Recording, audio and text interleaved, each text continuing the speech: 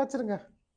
ஏமா நீ போன் பேசிக்கிறப்ப ஆச்சு என்ன இப்பெல்லாம் சாப்பாடு லேட்டா வருது கவனிப்பு சரியில்லை அப்படிங்கிறாங்கம்மா. அப்பா நீ யார்கிட்ட பேசுறன்னு கேட்டுட்டே இருக்காருமா. எங்க அந்த கிளவி அதை கூப்பிட்டு இன்னைக்கு அதை பொழக்கிற பொழல ஒரு 5 நிமிஷம் சாப்பாடுக்கு லேட் ஆச்சுன்னா அதுக்கு இந்த பாடா உங்க மக கிட்ட மட்டும் உட்காந்து போன்ல பொறணி அந்த பேச்சு பேசுறீங்களா மணிக்கணக்கா. நான் ஏதாவது கேட்டனா இந்த வயசுல உட்காந்து யூடியூப்ல ஷார்ட்ஸ் பாக்குறீங்களா ஷார்ட்ஸ் ஏதாவது கேட்டமா எம்பிட்டு கவனிச்சாலும் குறத இவங்களோட 30 வருஷமா இதே பாரு இவங்களோட. அடுத்து இவரு என்ன இல்ல என்னன்னு கேக்குறேன் முதுகு குடு குடுங்குதோ. நான் கிச்சனுக்குள்ளே எந்நேரமும் உருட்டிட்டு பரட்டிட்டு இருந்தா மூத்த நடத்துக்கும் பெரிய டவுசருக்கும் ஒரே சிரிப்பா இருக்க. இப்படி நல்லா இனிப்பா இருக்கு சிரிக்காங்க மழை குமுறல்ல பேசிக்க சிரிக்காங்க நம்ம திருப்பு.